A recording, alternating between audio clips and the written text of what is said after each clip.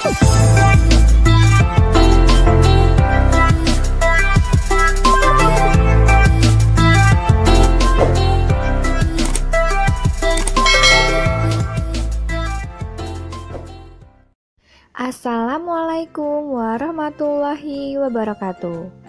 Selamat pagi anak-anak ibu. Bagaimana kabar kalian hari ini? Semoga anak-anak dalam keadaan baik dan siap untuk belajar. Oke anak-anak, hari ini kita akan belajar tema 6, subtema 1, pembelajaran yang keempat. Tema 6 ini tentang energi dan perubahannya. Mari kita langsung saja ke materinya. Pada pembelajaran yang kedua, kita sudah melakukan kombinasi gerak berjalan, menekuk, dan mengayun menggunakan simpai anak-anak. Nah, pada pembelajaran ini kita masih akan melakukan kombinasi gerakan yang sama. Namun, alat yang akan kita gunakan adalah tongkat berpita. Anak-anak, coba perhatikan urutan gambar ini. Nah, ini memegang pita menggunakan tangan kanan, lalu kakinya melangkah ke depan, lalu pitanya diputar ke depan seperti membuat gelombang ke depan dan ke belakang.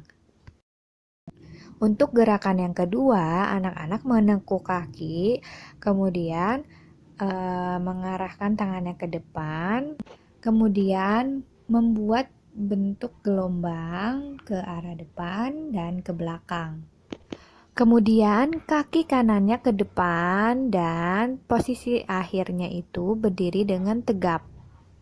Nah, anak-anak bisa mempraktekkan gerakan ini bersama teman-teman kalian.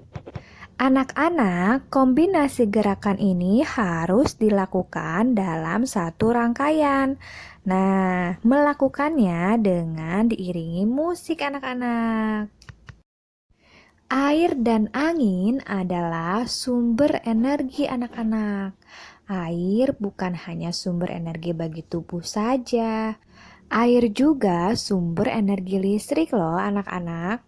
Nah, cara memanfaatkannya adalah air ditampung pada sebuah bendungan atau waduk. Nih, seperti ini nih gambarnya. Lalu, bagaimana air di bendungan dapat menghasilkan energi listrik, Bu? Nah, ini anak-anak caranya. Caranya adalah air di bendungan dialirkan. Nah, alirannya air ini memiliki kekuatan yang disebut dengan energi kinetik. Nah, apa sih itu energi kinetik? Nah, energi kinetik air menggerakkan kincir atau turbin anak-anak.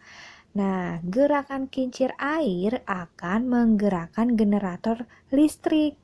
Nah, generator listrik ini yang membangkitkan energi listrik anak-anak.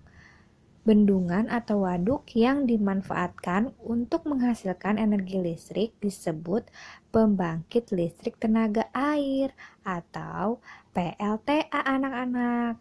Wah, ternyata air bisa menghasilkan energi listrik ya anak-anak. Nah, berikut ini adalah beberapa nama PLTA yang ada di Indonesia.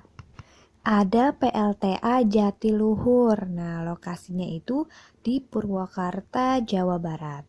Kemudian ada PLTA Maninjau. Nah, itu lokasinya ada di Agam, di Sumatera Barat. Kemudian ada PLTA Karangkates. Lokasinya ada di Malang, Jawa Timur. Kemudian ada PLTA Sigura-gura. Lokasinya ada di Simorea, di Sumatera Utara. Kemudian ada PLTA Musi. Lokasinya ada di Kapahiang di Bengkulu.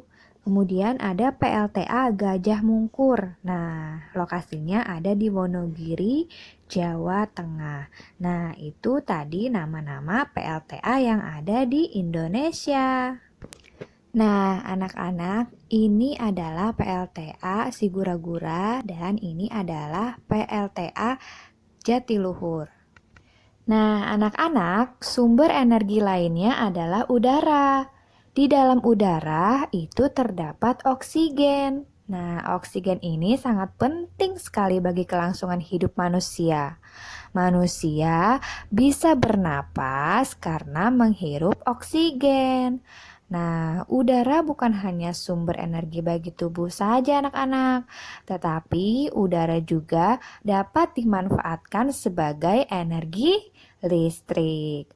Nah, udara yang bergerak disebut bayu atau angin. Di sini bayu itu bukan nama orang ya, tapi angin. Nah, anak-anak, jadi udara juga bisa menghasilkan energi listrik ya, seperti air tadi. Nah, anak-anak, bayu atau angin ini memiliki energi kinetik. Nah, energi kinetik inilah yang dapat menggerakkan kincir. Nah, kincir angin dapat menggerakkan generator listrik. Generator listrik akan membangkitkan energi listrik. Nah, pembangkit listrik tenaga bayu atau tenaga angin ini disingkat PLTB. Pembangkit listrik tenaga bayu terbesar di Indonesia terdapat di Sidrap yang berada di Sulawesi Selatan. Nah, seperti ini anak-anak, kincir angin yang berada di Sulawesi Selatan yang terbesar di Indonesia. Kincir angin ini pada awalnya dibuat untuk mengakomodasi kebutuhan para petani dalam melakukan penggilingan padi. Perhatikan huruf-huruf pada kotak berikut ini. Temukan 8 kata tersembunyi di dalam kotak. Kata-kata tersebut terdapat pada bacaan di atas. Cari secara mendatar, menurun, atau diagonal. Nah, diagonal ini miring ya anak-anak. Lalu berikan tanda jika sudah menemukannya. Boleh di kotak, boleh dicoret, boleh dibuletin. Nah, di sini Ibu sudah menemukan kata energi, kata angin, kata generator, kata kincir, kata oksigen, kata listrik, dan kata waduk. Anak-anak, tuliskan 5 informasi tentang sumber energi pada wacana di atas. Nah, 5 informasi penting tentang energi pada wacana di atas. Yang pertama adalah air. Air merupakan sumber energi bagi tubuh dan sumber energi listrik. Yang kedua, aliran air dari bendungan memiliki energi kinetik yang berguna untuk menggerakkan kincir atau turbin. Nomor 3, bendungan atau waduk dimanfaatkan untuk menghasilkan energi listrik disebut dengan pembangkit listrik tenaga air atau disingkat dengan PLTA. Yang keempat, udara bukan hanya sumber energi bagi tubuh saja, tetapi juga dapat dimanfaatkan sebagai energi listrik.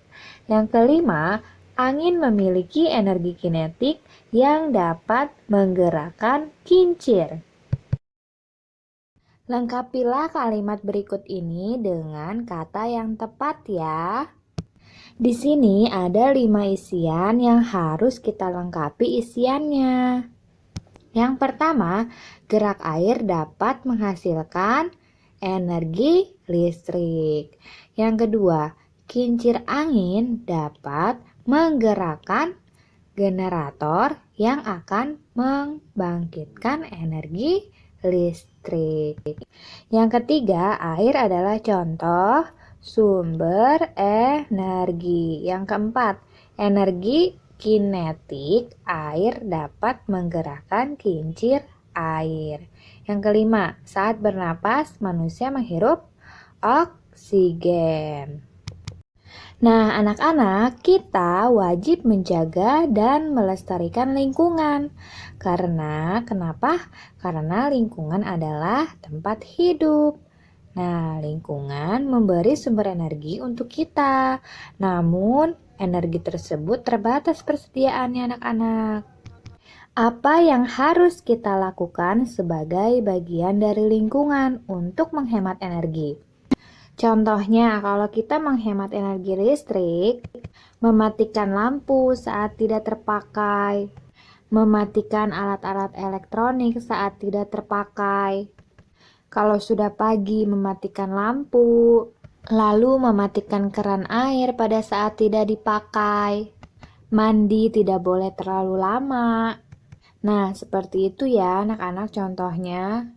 Kalau menghemat energi bahan bakar, seperti bensin ya ketika bepergian jarak dekat, kita cukup jalan kaki atau naik sepeda saja anak-anak.